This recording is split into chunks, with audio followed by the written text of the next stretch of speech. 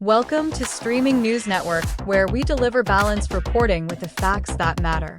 This edition is hosted by Claude McDaniel. Please like and subscribe.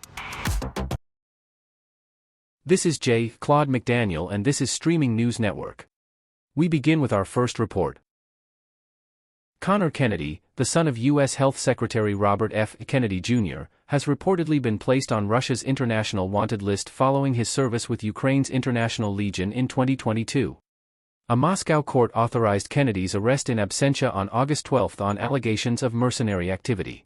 If detained and convicted, he could face 7 to 10 years in prison.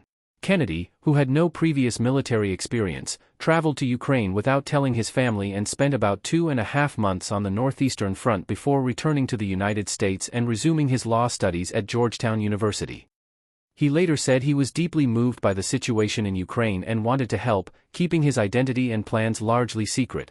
Robert Kennedy Jr. previously said he and his wife, actress Cheryl Hines, became suspicious after seeing credit card charges from Poland and Ukraine, but later expressed pride in their son's decision. Neither Kennedy has publicly commented on the latest Russian action. Kennedy, who previously dated pop star Taylor Swift, recently announced his engagement to Brazilian singer Julia B. This is Streaming News Network. Supreme Court Justice Clarence Thomas became emotional while recalling the sudden deaths of his grandparents in 1983 and the promise he made afterward. During a conversation about economist Thomas Sowell, Thomas said he decided to live the rest of his life as a memorial to his grandparents. He then connected that commitment to the influence Sowell has had on his own thinking. Thomas was raised by his maternal grandparents in segregated Savannah, Georgia, after his father left when he was 7 years old. His grandfather had been raised by a formerly enslaved person.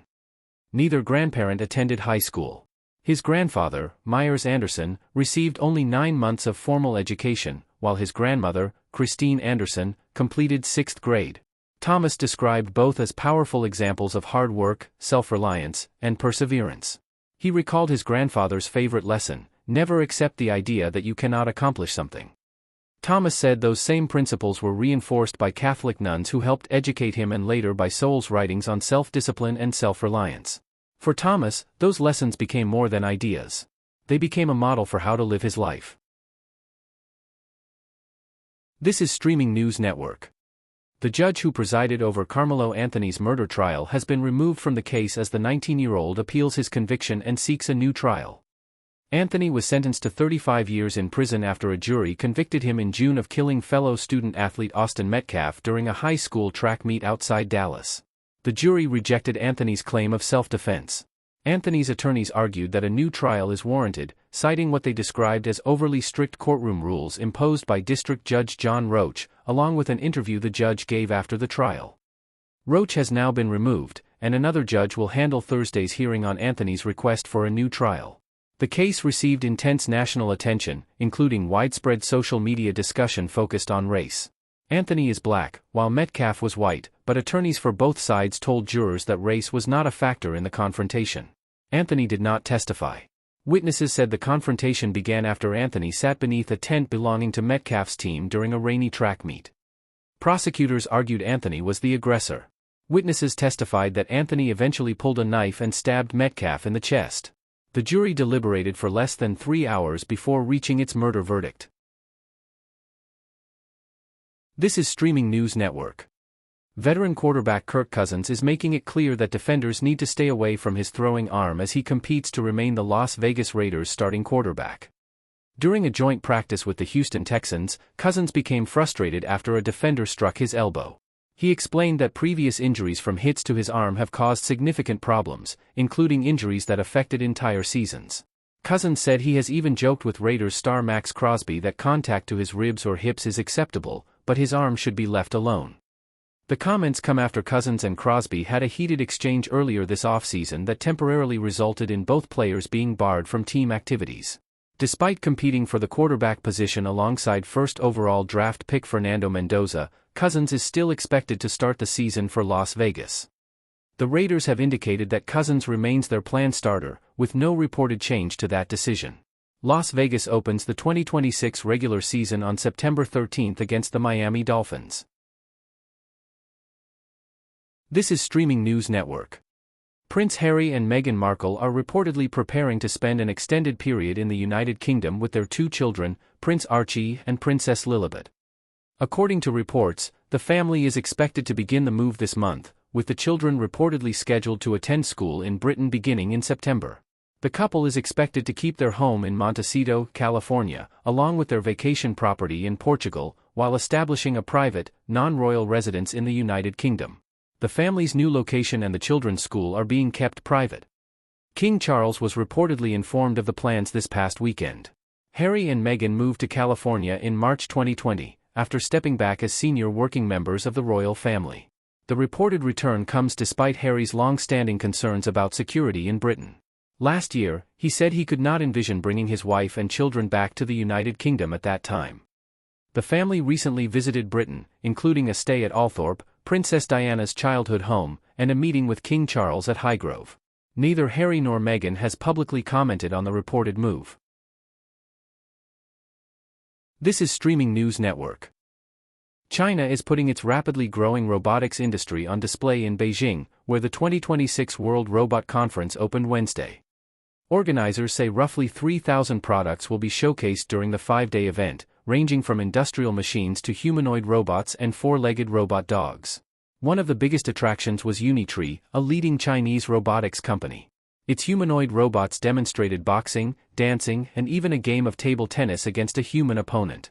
Another major company, UBTech, displayed industrial robots designed for factory work, along with humanoid machines promoted for emotional care. One of those robots can speak, make facial expressions, move its neck and hands, and is reportedly available to individual buyers for about 168,000 Chinese yuan, or more than $24,000 US. But the technology still has limitations.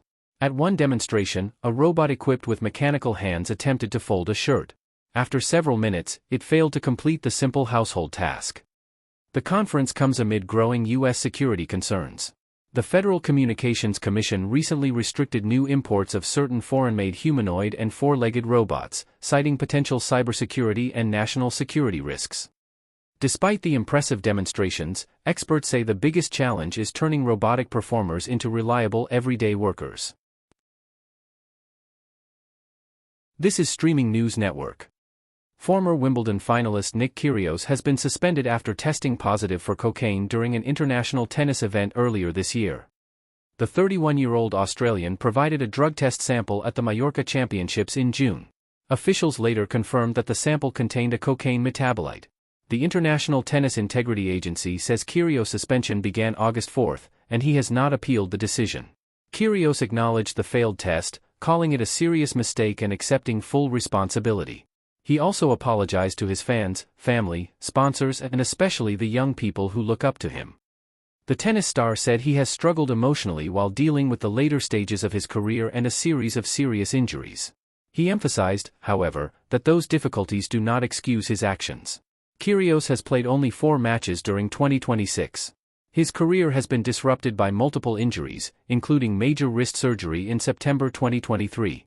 He also missed this year's Australian Open after struggling with injuries following a first-round loss the previous year. Kyrgios' suspension now adds another setback to a career that has been repeatedly interrupted by physical problems. This is Streaming News Network. A 16-year-old girl in Tennessee is facing multiple charges after allegedly running onto a football field and tackling a middle school player during a game Tuesday night.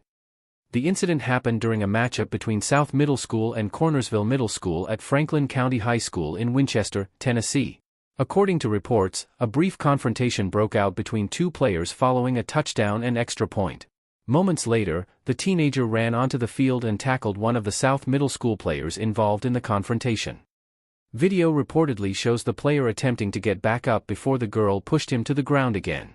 A person believed to be a coach then intervened, preventing the confrontation from continuing. A school resource officer reportedly met the teenager as she left the field and released her to her parents.